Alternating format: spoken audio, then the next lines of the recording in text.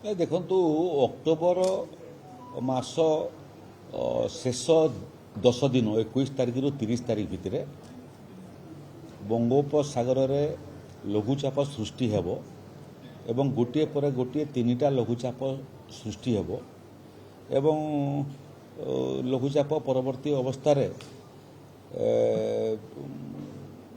ତାର ଗତିପଥ ମଧ୍ୟ କ'ଣ ହେବ ଏବଂ ସେଇଟା ଆନ୍ଧ୍ର ଏବଂ ତାମିଲନାଡୁର ବାହାରେ ଓଡ଼ିଶାରେ ମଧ୍ୟ ତାର ପ୍ରଭାବ କ'ଣ ପଡ଼ିବ ତା ବାବଦରେ ଯେଉଁ ପୂର୍ବ ଆକଳନ ହୋଇଥିଲା ପ୍ରଥମ ଲଘୁପାତ ଚାଲିଗଲାଣି କୌଣସି ସମସ୍ୟା ସୃଷ୍ଟି ହୋଇନାହିଁ। ଏବେ ଦ୍ୱିତୀୟ ଲଘୁଚାପ ମଧ୍ୟ ଦକ୍ଷିଣ ପୂର୍ବ ବଙ୍ଗୋପସାଗରରେ ସୃଷ୍ଟି ହୋଇସାରିଛି ଏବଂ ସେଟା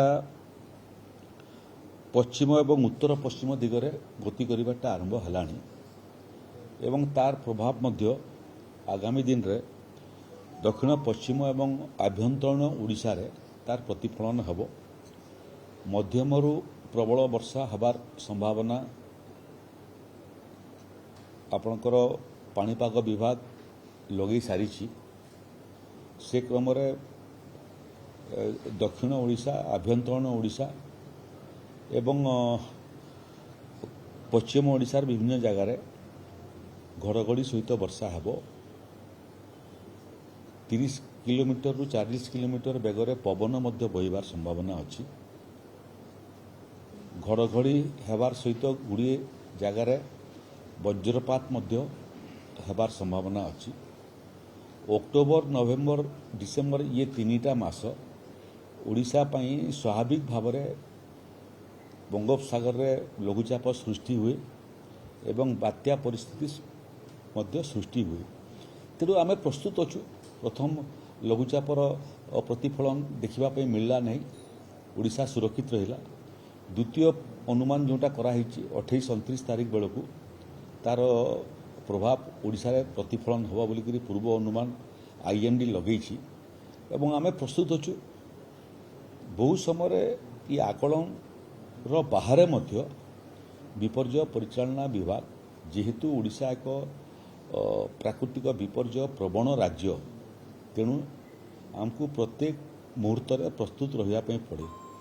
ଆଜି ମଧ୍ୟ ମୁଁ ଖବର ରଖୁଥିଲି ଯେ ଓଡ଼ିଶାର ବିଭିନ୍ନ ଜମି ନଦୀମାନଙ୍କର ମଧ୍ୟ ଜଳପତନ ସ୍ଥିର ଅଛି ଏବଂ ଆଗାମୀ ଜଳସେଚନ ପାଇଁ ଯେଉଁ ଡ୍ୟାମ୍ରେ ପାଣିର ଆବଶ୍ୟକତା ଅଛି ପାଣି ମଧ୍ୟ ପର୍ଯ୍ୟାପ୍ତ ପାଣି ବିଭିନ୍ନ ଡ୍ୟାମ୍ରେ ଅଛି। ତେଣୁ ଜଳପତନ ନଦୀରେ ବଢ଼ିବାର ମଧ୍ୟ ସମ୍ଭାବନା କମ୍। ଯଦି ଆବଶ୍ୟକ ପଡ଼େ ତାହେଲେ ପାଣି ମଧ୍ୟ ଡ୍ୟାମ୍ରୁ ଆମେ ରିଲିଜ୍ କରିବୁ। ତେଣୁ ଯେଉଁ ଯେଉଁ ସମ୍ଭାବ୍ୟ ଜିଲ୍ଲା ସବୁ ଏଥିରେ ପ୍ରଭାବିତ ହେବାର ସମ୍ଭାବନା ଅଛି ସେ ଜିଲ୍ଲାମାନଙ୍କୁ ଏବଂ ଜିଲ୍ଲା ପ୍ରଶାସନକୁ ସତର୍କ କରିଦିଆହେଇଛି। ଯେଉଁ ରିଲିଫ୍ ସେଣ୍ଟର ସବୁ ଆମର ଅଛି ସେ ରିଲିଫ୍ ସେଣ୍ଟରକୁ ମଧ୍ୟ ଆମେ ପ୍ରସ୍ତୁତ ରଖିଛୁ ଆବଶ୍ୟକ ପଡ଼ିଲେ ଲୋକଙ୍କୁ ସ୍ଥାନାନ୍ତରିତ କରିବା ପାଇଁ। ସ୍ଥାନାନ୍ତରିତ ହେଲେ ବହୁ ସମୟରେ ଖାଇବା ପଦାର୍ଥର ଆବଶ୍ୟକତା ପଡ଼େ, ସେଇଟା ମଧ୍ୟ ଜିଲ୍ଲାମାନଙ୍କୁ ପ୍ରଚୁର ପରିମାଣରେ ଗଚ୍ଛିତ ଅଛି। ସ୍ଥାନାନ୍ତରିତ ହେବା ଲୋକମାନଙ୍କୁ ମଧ୍ୟ ଶୁଖିଲା ଖାଦ୍ୟ ସାଙ୍ଗରେ ରୋଷେଇ ଖାଦ୍ୟ ଦେବା ପାଇଁ ବ୍ୟବସ୍ଥା ହୋଇଛି। ସ୍ୱାସ୍ଥ୍ୟ ବିଭାଗକୁ ମଧ୍ୟ ସଚେତନ କରିଦିଆହେଇଛି। ବହୁ ସମୟରେ ବର୍ଷା ହେଲେ ଏବଂ ପାଣି ଆସିଲେ ସାପ କାମୁଡ଼ା ଗୋଟେ ବଡ଼ ସମସ୍ୟା, ତେଣୁ ପର୍ଯ୍ୟାପ୍ତ ଔଷଧ ସେ ଦିଗରେ ମଧ୍ୟ ଆମେ ବିଭିନ୍ନ PSC CSCରେ ରଖିସାରିଛୁ ସଂରକ୍ଷିତ କରିକିରି। ଆବଶ୍ୟକ ପଡ଼ିଲେ ତାକୁ ଆହୁରି ଆଗକୁ ମଧ୍ୟ ବିଭିନ୍ନ ଜାଗାରେ ପହଞ୍ଚାଇବାର ବ୍ୟବସ୍ଥା କରିବୁ। ଯେଉଁମାନେ ମହିଳାମାନେ ଇଏ ଭିତରେ ସମ୍ଭାବ୍ୟ ପ୍ରସବ ହେବାର ସମ୍ଭାବନା ଅଛି ତାର ମଧ୍ୟ ଡାଟାବେସ୍ ପ୍ରସ୍ତୁତ କରିବା ପାଇଁ ଏବଂ ସେମାନଙ୍କର ସୁରକ୍ଷା ପାଇଁ ମଧ୍ୟ ସ୍ୱାସ୍ଥ୍ୟ ବିଭାଗକୁ ସଚେତନ କରିଦିଆହେଇଛି। ପଶୁ ସମ୍ପଦର ସୁରକ୍ଷା ପାଇଁ ମଧ୍ୟ ପଶୁ ସମ୍ପଦ ବିଭାଗକୁ ମଧ୍ୟ ଆଲର୍ଟ କରିଦିଆହେଇଛି, ସେମାନେ ମଧ୍ୟ ପ୍ରସ୍ତୁତ ଅଛନ୍ତି।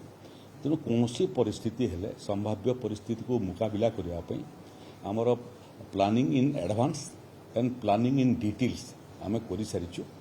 ସମ୍ପୂର୍ଣ୍ଣ ପ୍ରସ୍ତୁତ ଅଛୁ। ପ୍ରଥମ ପୂର୍ବ ଅନୁମାନ ଭଳିଆ ଦ୍ୱିତୀୟ ଏବଂ ତୃତୀୟ ପୂର୍ବ ଅନୁମାନ ମଧ୍ୟ ସାମ୍ନା କରିବା ପାଇଁ ସରକାର ପ୍ରସ୍ତୁତ। ଯଦି ନ ଆସେ ଲଘୁଚାପ ଜନିତ ବାତ୍ୟା ତାହେଲେ ଓଡ଼ିଶା ପାଇଁ ଭଲ, ଯଦି ଆସେ ତାହେଲେ ମଧ୍ୟ ସାମ୍ନା କରିବା ପାଇଁ ଆମେ ପ୍ରସ୍ତୁତ। 27 ତାରିଖ ଯେଉଁ ବାତ୍ୟା ଫର୍ମେସନ୍ ହେବ ବୋଲି ଆଇଏମ୍ଡି ପ୍ରାରମ୍ଭିକ ଆକଳନ କରୁଛି ଏ ସଂକ୍ରାନ୍ତରେ ସାର୍ ଆପଣଙ୍କୁ କିଛି ଇନଫର୍ମେସନ୍? ପ୍ରତ୍ୟେକ ଦିନ ଆଇଏମ୍ଡି ଠାରୁ ବିପର୍ଯ୍ୟୟ ପରିଚାଳନା ବିଭାଗ ପୂର୍ବ ଅନୁମାନର ରିପୋର୍ଟ ପାଇଥାଏ। କେଉଁ ଜାଗାରେ ବର୍ଷା ହେବ, କେତେ ପରିମାଣର ବର୍ଷା ହେବ, ଲଘୁଚାପ କେତେ ଦୂରରେ ଅଛି, ଲଘୁଚାପର ବେଗ କ'ଣ ଅଛି, କେତେବେଳେ ପହଞ୍ଚିବାର ସମ୍ଭାବନା ଅଛି, ସେଟା ଆମେ ନିରନ୍ତର ସମ୍ପର୍କରେ ଥାଉ। ଭାରତୀୟ ପାଣିପାଗ ବିଭାଗ ଏବଂ ଭାରତୀୟ ପାଣିପାଗ ବିଭାଗର ଯେଉଁ ଓଡ଼ିଶା ଚାପ୍ଟର ସେମାନେ ନିରନ୍ତର ଭାବରେ ବିପର୍ଯ୍ୟୟ ପରିଚାଳନା ବିଭାଗ ସାଙ୍ଗରେ ସମ୍ପର୍କ ଥାଆନ୍ତି। ଆମର ବିପର୍ଯ୍ୟୟ ପରିଚାଳନା ବିଭାଗର ଯେଉଁ କଣ୍ଟ୍ରୋଲ ରୁମ୍ ଅଛି ସେଟା 24 ଘଣ୍ଟିଆ କଣ୍ଟ୍ରୋଲ ରୁମ୍। ଯେଉଁ ପୂର୍ବ ଅନୁମାନ ଆସେ ତାକୁ ଏନାଲିସିସ୍ କରିବା ଏବଂ ଏନାଲିସିସ୍ର ସାଙ୍ଗରେ ସେ ତଥ୍ୟ ଜିଲ୍ଲା ପ୍ରଶାସନ ପାଖରେ ପହଞ୍ଚାଇବା ଏବଂ ତାର ମାଇକ୍ରୋ ପ୍ଲାନିଂ କରିକି ନିର୍ଦ୍ଦିଷ୍ଟ କେଉଁ ଜାଗା ସମ୍ଭାବ୍ୟ ଜାଗା ପ୍ରଭାବିତ ହେବ ତାକୁ ମଧ୍ୟ ଆମେ ଆକଳନ କରିକି ଗ୍ରାସରୁଟ୍ରେ ମଧ୍ୟ ପ୍ରଶାସନିକ ଅଧିକାରୀମାନଙ୍କୁ ଆମେ ସୂଚିତ ବି କରିଥାଉ ଏବଂ ପ୍ରସ୍ତୁତ ମଧ୍ୟ କରିଥାଉ। ସେ କ୍ରମରେ ଏବେ ସମ୍ପୂର୍ଣ୍ଣ ପ୍ରସ୍ତୁତ ଓଡ଼ିଶା ସରକାର ଅଛି, ଜିଲ୍ଲା ପ୍ରଶାସନ ଅଛି ଏବଂ ଯାହା ବି ପରିସ୍ଥିତି ଆସୁ ସମ୍ଭାବ୍ୟ ସମସ୍ତ ପରିସ୍ଥିତି ଏବଂ ଯେଉଁ ଜାଗାରେ ପ୍ରେଡିକ୍ସନ୍ ହେଉଛି, ପୂର୍ବ ଅନୁମାନ ହେଉଛି, ତାର ଆଖପାଖ ଅଞ୍ଚଳ ମଧ୍ୟ କାଳେ ବାତ୍ୟା ତାର ଦିଗ ପରିବର୍ତ୍ତନ କରିପାରେ। ତେଣୁ ପୂର୍ବ ଅନୁମାନର ବାହାରେ ମଧ୍ୟ ବାଁକୁ ଡାହାଣକୁ ମଧ୍ୟ ଆମେ ପ୍ରସ୍ତୁତ ରଖିଥାଉ। ସ୍ୱାଭାବିକ ଭାବରେ କୋଷ୍ଟଲାଇନ୍ଟା ପ୍ରଭାବିତ ହେଉଛି, 600 କିଲୋମିଟର ପାଖାପାଖି ଆମର କୋଷ୍ଟଲାଇନ୍ ଅଛି। ତେଣୁ କୌଣସି ଜାଗାରେ ବଙ୍ଗୋପସାଗରରେ ଯଦି ଲଘୁଚାପ ସୃଷ୍ଟି ହେଲା ତାର ପ୍ରଥମ ପ୍ରଭାବ ତ କୋଷ୍ଟଲାଇନ୍ରେ ପଡ଼ିବ। ତେଣୁ କୋଷ୍ଟଲାଇନ୍ ଦୃଷ୍ଟିରୁ ଗଞ୍ଜାମ ଜିଲ୍ଲା ହେଉଛି ଭନରେବୁଲ୍ ଜିଲ୍ଲା। ଦକ୍ଷିଣ ଓଡ଼ିଶା କହିଲେ ଆପଣ ଗଜପତି ଠାରୁ ଆରମ୍ଭ କରି କୋରାପୁଟ ନବରଙ୍ଗପୁର ପର୍ଯ୍ୟନ୍ତ ଭନରେବୁଲ୍ ଏରିଆ। ଏପଟେ ଆପଣ ଯଦି ପୁରୀରେ ପହଞ୍ଚିଲେ ପୁରୀ ମଧ୍ୟ କୋଷ୍ଟଲାଇନ୍ ଅଛି, ପୁରୀ ମଧ୍ୟ ଭନରେବୁଲ୍ ଏରିଆ ଏବଂ ଉପକୂଳ ଅଞ୍ଚଳ ଯେଉଁଟା ଅଛି ଯାଜପୁର, ଜଗତସିଂହପୁର ଓ ବାଲେଶ୍ୱର ଏଇଟା ମଧ୍ୟ ଭନରେବୁଲ୍ ଏରିଆ। ତେଣୁ କୋଷ୍ଟଲାଇନ୍କୁ ଲାଗିକରି ଯେତେ ଜିଲ୍ଲା ଅଛି ଏବଂ ଆଭ୍ୟନ୍ତରୀଣ ଓଡ଼ିଶା ଯାହାକୁ କହୁଛୁ ଆମେ, ସେଇଠି ମଧ୍ୟ ସ୍ୱାଭାବିକ ଭାବରେ ବିପର୍ଯ୍ୟୟ ପରିଚାଳନା ବିଭାଗ ପ୍ରସ୍ତୁତ ବି ଥାଏ ଏବଂ ଲୋକଙ୍କୁ ମଧ୍ୟ ପ୍ରସ୍ତୁତ କରିଥାଏ। କେହି ଭୟଭୀତ ହେବାର ଆବଶ୍ୟକ ନାହିଁ, ଆଦୌ ଭୟଭୀତ ହୁଅନ୍ତୁ ନାହିଁ। ଅତୀତର ସମସ୍ତ ପ୍ରାକୃତିକ ବିପର୍ଯ୍ୟୟ ମୂଳତଃ ଅକ୍ଟୋବର ମାସରେ ଲଘୁଚାପ ଜନିତ ବିପର୍ଯ୍ୟୟ ପାଇଁ ଆମେ ପ୍ରସ୍ତୁତ ଥିଲୁ ଏବଂ ସଫଳତାର ସହିତ ସାମ୍ନା ବି କରିଥିଲୁ। ଏବେ ମଧ୍ୟ ଯେଉଁଟା ଆସିବ ତାକୁ ଆମେ ସମ୍ପୂର୍ଣ୍ଣ ପ୍ରସ୍ତୁତ ଅଛୁ ଓଡ଼ିଶାରେ ନିର୍ଣ୍ଣାୟକ ଭାବରେ ପରାସ୍ତ କରିବା। ସମ୍ଭବତଃ ସାର୍ ଗୋଟେ ଅକ୍ଟୋବର ମାସ ପରେ ବାତ୍ୟା ସୁହାଏ ସେ ନେଇ କିଛି ଆଇଏମ୍ଡି ସାର୍ ଆପଣଙ୍କୁ କିଛି ଆଲର୍ଟ ସାର୍ କରେଇଛି କେମିତି? କହିଲି ପରା ଆପଣ 24 ଘଣ୍ଟିଆ ଆମେ ରିପୋର୍ଟ ପାଇଥାଉ, ପ୍ରତ୍ୟେକ ଦିନ ରିପୋର୍ଟ ଆସିଥାଏ ଏବଂ ରିପୋର୍ଟର ଏନାଲିସିସ୍ ଆମେ କରିଥାଉ, ତାର ମାଇକ୍ରୋ ପ୍ଲାନିଂ ମଧ୍ୟ କରିଥାଉ। ଏଇଟା ନୁହଁ ଯେ କେବେ ବାତ୍ୟା ଆସିଲେ ପାଣିପାଗ ବିଭାଗ ଆମକୁ ସୂଚିତ କରେ, ଏଇଟା ନୁହଁ।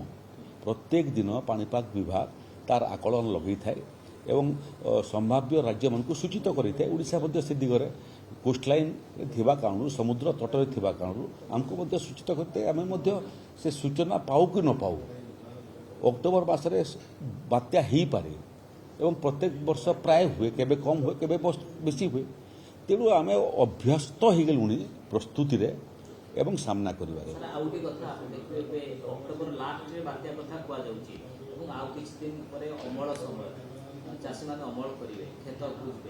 ତେଣୁ କୃଷି ବିଭାଗ ସହିତ ଆପଣ କିଛି ଡିସ୍କସନ୍ କରିବେ? କୃଷି ବିଭାଗ ଗୋଟେ ବିଭାଗ ଯେଉଁ ବିଭାଗରେ ପ୍ରକୃତରେ ଚାଷ ଜମି ପ୍ରଭାବିତ ହେବା ଏବଂ ଶସ୍ୟ ନଷ୍ଟ ହେବା ସମସ୍ୟା ବାବଦରେ ଆମେ ନିରନ୍ତର ସମ୍ପର୍କରେ ଥାଉ। ବାତ୍ୟା ବହୁତ ସମୟରେ ହେଲେ ବିଜୁଳି ବିଭ୍ରାଟ ହୁଏ ଏବଂ ଶକ୍ତି ବିଭାଗ କ୍ଷତିଗ୍ରସ୍ତ ହୋଇଥାଏ। ତେଣୁ ଶକ୍ତି ବିଭାଗ ସାଙ୍ଗରେ ମଧ୍ୟ ଆମେ ନିରନ୍ତର ସମ୍ପର୍କରେ ଥାଉ। ବିପର୍ଯ୍ୟୟ ପରିଚାଳନା କହିଲେ ଆପଣମାନେ ଜାଣିଥାନ୍ତୁ ଯେ ବିପର୍ଯ୍ୟୟ ପରିଚାଳନା ବିଭାଗଟା ହେଉଛି ଗୋଟେ ନୋଡାଲ ଡିପାର୍ଟମେଣ୍ଟଟା, ଯେଉଁଟା ତାର ପୂର୍ବ ଆକଳନ ସାଙ୍ଗରେ ପ୍ରସ୍ତୁତି କରିଥାଏ। କିନ୍ତୁ କାର୍ଯ୍ୟକାରିତା କିଏ କରେ? ଏକ ଜିଲ୍ଲା ପ୍ରଶାସନ କରେ, ଲୋକଙ୍କୁ ସୁରକ୍ଷା ଦେବା ପାଇଁ, ଲୋକଙ୍କୁ ସ୍ଥାନାନ୍ତରିତ କରିବା ପାଇଁ ଏବଂ ତାଙ୍କର ବ୍ୟବସ୍ଥା କରିବା ପାଇଁ। ସେଥିରେ ଆପଣ କୃଷି ବିଭାଗ କ୍ଷୟକ୍ଷତିର ଆକଳନ କରିବା ଏବଂ ତାଙ୍କୁ ଇନପୁଟ୍ ସବସିଡି ଯୋଗାଇବାର ରିପୋର୍ଟ ସେମାନଙ୍କର ମାଧ୍ୟମରେ ଆମେ ପାଇଥାଉ।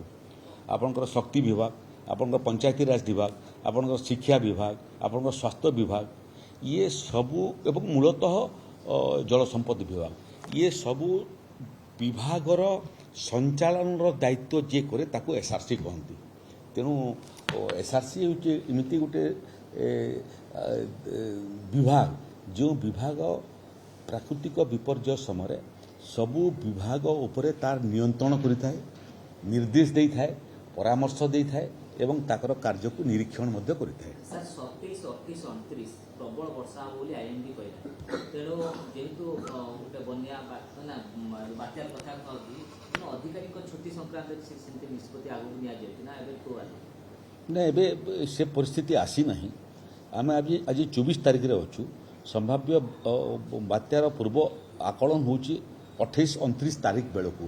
तेणु आम पाखे पर्याप्त समय अच्छी आ छुट्टी बातिल करने आमको गोटे मिनिट लगे एवं जो मैंने जोटी था कार्य जोग देवाई पृथ्वीर जो जगार थे आपको 24 घंटा अधिक समय लगे नहीं निजर कार्य क्षेत्र में जोग देवाई। तो सबू रेडी होकर अच्छी एवं से भाया कौन सी अधिकारी मैंने छुट्टी थिबार खबर आम पाखे ना जदि किए छुट्टी थी एवं जार भूमिका अच्छी ये परिस्थिति को सामना कला बेलू सरकारी दृष्टि से छुट्टी सब बातिल हो।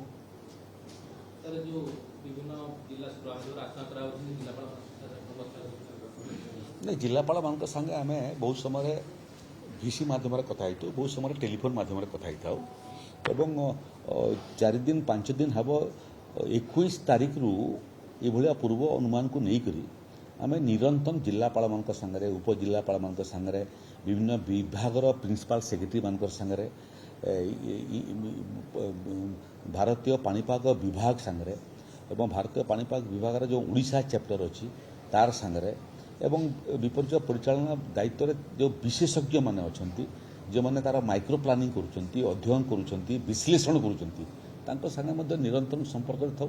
तेणु विपर्यय परिचालन विभाग काम होची जे 365 दिन एवं प्रत्येक दिन 24 घंटा कौन सी मुहूर्त के बन्या आसूची के बात्या आसूची के अदिनिया वर्षा होकर फसल नष्ट हो जाऊँगी क्यों क्यों समय ग्रीष्म प्रभाव होची। तेणु प्रकृति को निरीक्षण करने एवं प्रकृतिर तांडव को रोकवाई लोकंकर रक्षा कवच होगापी लोक मान समस्त को यह परिस्थिति मानवीय सुविधा सुजोग जोगे देवाई एवं तांकर क्षयक्षतिर आकलन एवं तार इनपुट सब्सिडी प्रदान करने क्षतिपूर्ण राशि प्रदान करने यहाँ विपर्यय परिचालन विभाग वर्ष को 365 दिन काम एवं प्रत्येक दिन 24 घंटार काम।